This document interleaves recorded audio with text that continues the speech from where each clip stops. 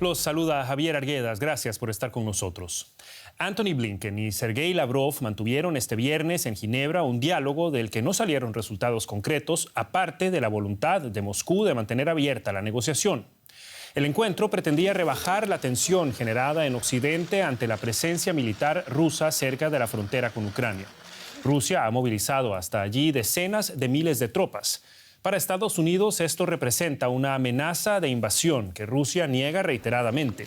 Ambos diplomáticos restaron importancia al hecho de no haber adoptado ninguna resolución conjunta por el momento. Escuchemos ahora lo que dijeron ambos tras su encuentro en Suiza. Esa es la elección a la que se enfrenta hoy Rusia. Puede elegir el camino de la diplomacia que puede llevar a la paz y la seguridad, o puede elegir el camino del conflicto que acarrea graves consecuencias y la condena internacional. Estados Unidos y Europa están listos para encontrarse con Rusia en cualquiera de estos dos caminos y seguiremos apoyando a Ucrania. Como le decía, este no es el fin de las negociaciones. La próxima semana, como ha destacado Anthony Blinken varias veces, recibiremos la respuesta por escrito. Bien, nuestro enviado especial, Andrés Goldschmidt, se encuentra en Ginebra, desde donde ha estado dando seguimiento a este encuentro. ¿Qué tal, Andrés? Muy buenas noches. Bueno, Lavrov hablaba de una respuesta que tendrá que obtener todavía por parte de Estados Unidos. ¿Qué sabemos sobre las exigencias de Rusia planteadas en esta reunión?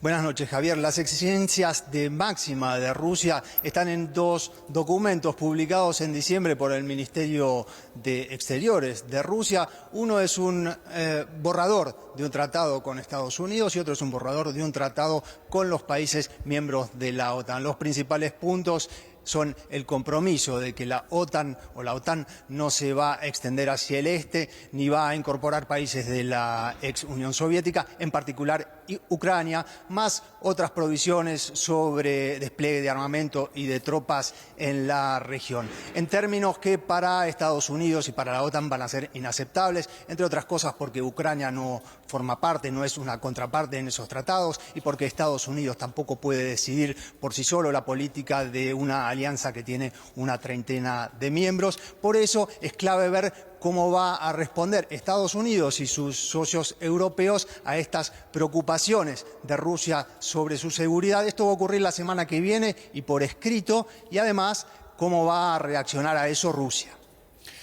Y esa sigue siendo la gran pregunta, Andrés, a pesar de que esta reunión se consideraba un último esfuerzo de Occidente por evitar lo que considera una guerra inminente. Blinken fue claro en que la amenaza sigue latente, según la inteligencia estadounidense. ¿Qué posibilidades hay de que esto vaya a ocurrir y sobre todo qué podemos sacar como balance del éxito de este encuentro si no hubo un compromiso de ninguna de las partes? Bueno, no hubo una ruptura, tampoco se destrabó el conflicto. No era algo que esperaba ni Blinken, lo dijo ayer en Berlín claramente y lo dijeron ambos encargados de exteriores hoy en Ginebra, en este hotel, antes de comenzar su reunión. Por eso queda el diálogo y queda la perspectiva de que pueda salir este conflicto de esa dinámica de dos vehículos a toda velocidad con rumbo de colisión y pasar a una de menor intensidad donde haya más diálogo. Tampoco se descartó una nueva reunión a nivel presidencial e incorporar actores más intensivamente, como por ejemplo la Organización para la Cooperación y la Seguridad en Europa.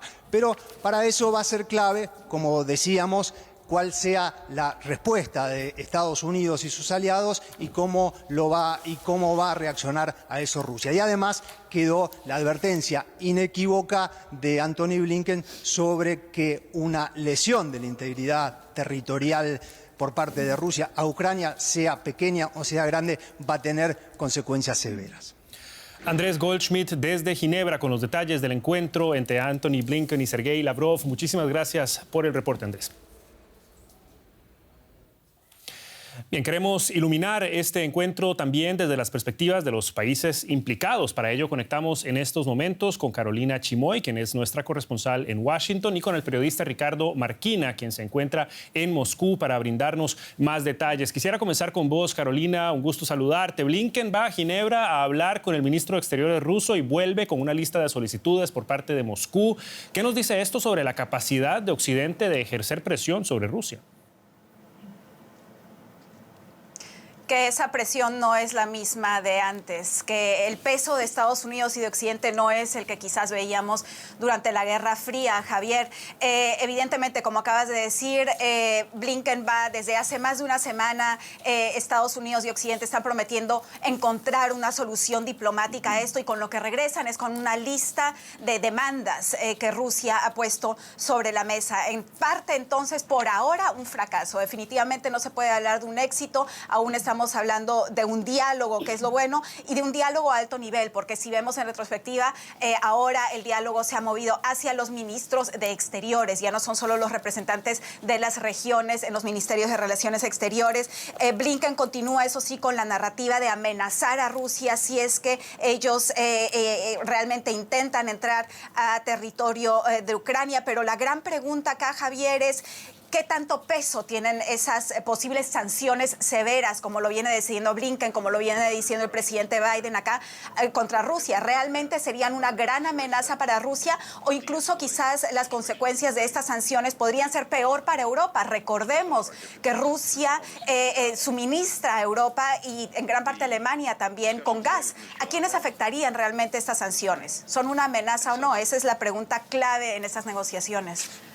Una de muchas que hay, Ricardo Marquina, en Moscú. Mientras en Occidente hablamos de la constante amenaza de una invasión a Ucrania, escuchamos una vez más a Lavrov diciendo hoy que esto no es más que una histeria antirrusa orquestada por Occidente. ¿Cómo se percibió entonces allá esta reunión que vimos hoy? Hola, buenas. Pues sin duda la reunión se ha considerado como algo muy importante para poner sobre la mesa estas peticiones que tiene Moscú. Si atendemos a lo que dicen los canales de propaganda rusos, pues evidentemente la culpa de todo es de la OTAN, es de Estados Unidos y seguramente también de Soros. Esto es lo que viene repitiendo los canales de comunicación de Rusia. Para ellos es todo muy claro. Rusia está moviendo sus tropas dentro de su territorio y si en ello la OTAN ve una amenaza es su problema. Pero evidentemente más de 100.000 soldados junto a la frontera con Ucrania, un país al que Rusia ya se anexionó la península de Crimea y montó y organizó una guerra de guerrillas en Donbass, en Lugansk y en Donetsk, pues hombre, pues es como para tenerlo en consideración como una amenaza. Aún así, desde aquí sí que se ve como un paso adelante que por fin Estados Unidos haya recogido esas peticiones que Rusia ha puesto sobre la mesa, que seguramente son muchas inalcanzables, pero es también un primer paso para intentar encontrar un punto común. Evidentemente es difícil, podemos imaginar que la OTAN se retire de los países bálticos o de Polonia o de Bulgaria, pero sí que es posible imaginar un tipo de acuerdo a futuro para la zona en la que más interesa a Rusia, que es Ucrania, Bielorrusia y Georgia. Hablábamos de recibir peticiones, esa es una cosa. Otra es cumplirlas. Carolina, en Washington, de nuevo, las exigencias de Moscú incluyen un compromiso escrito de la OTAN por no procurar una expansión hacia el este, algo que se considera un punto fundamental de todo este conflicto. ¿Qué posibilidades hay de que Estados Unidos apoye una declaración de esta índole? Bueno, el secretario de Estado, el señor Blinken, lo ha dejado claro una y otra vez, y en las últimas declaraciones que dio volvió a repetir que cada país debería tener la soberanía y la independencia para poder ser miembro de la alianza global de la que quieran ser, que no es ni la decisión de Rusia ni de cualquier otro país de no permitir el que Ucrania, por ejemplo, u otro país sean parte de una alianza, refiriéndose, claro, a la OTAN.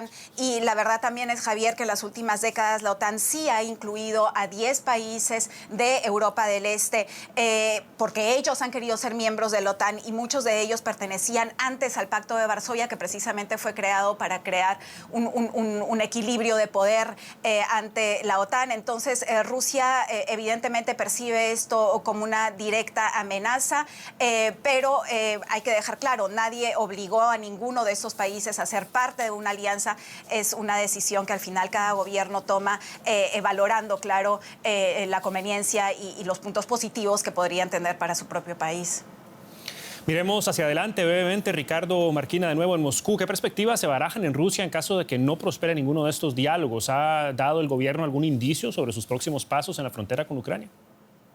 Pues el más importante es hoy, mientras todo este revuelo político internacional sucedía, aquí en Rusia se ha dado el primer paso para reconocer a Lugansk y a Donetsk como repúblicas independientes, una propuesta presentada por el Partido Comunista de la Federación Rusa, apoyada por el Partido Liberal Democrático y por muchos diputados del partido de Putin, de Rusia Unida, con lo cual esa puede ser quizás la otra manera de presión o quizás sea el objetivo, anexionarse de facto estas dos repúblicas levantadas en armas contra Kiev. Ricardo Marquina en Moscú y Carolina Chimoy en Washington, brindándonos las claves sobre lo último del conflicto en torno a Ucrania. Muchísimas gracias a ambos y hasta una próxima ocasión. Hasta vosotros.